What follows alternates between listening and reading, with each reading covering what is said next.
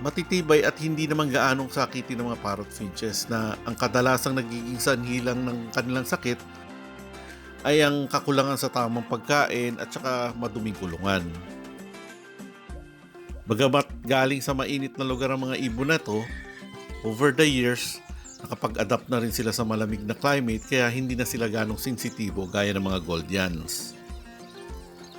Nababagay sila sa mga mixed aviary o malalaking kulungan dahil nga bukod sa pagiging very active ng mga ito sa kalilipad, may kahirapan din silang pagparis-parisin dahil monomorphic ang karamihan sa mga species ng mga parrot finches.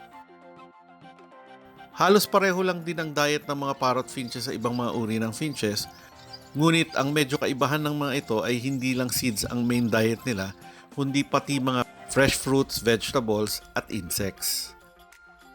In fact, kapag puro seeds at egg food lang ang pinapakain sa mga parrot finches, madali silang tataba, lalong-lalo na yung mga cock, na isang dahilan kung bakit mahihirapan silang mag-breed. Importante ang variety ng pagkain na ito sa kanila, lalong-lalo na pag-breeding season dahil nakakatulong ito sa breeding condition nila. Isa sa mga importante na maibigay sa kanila ay ang sprouted seeds na magandang source ng protein. Cattle bone naman para sa calcium at syempre malinis na tubig.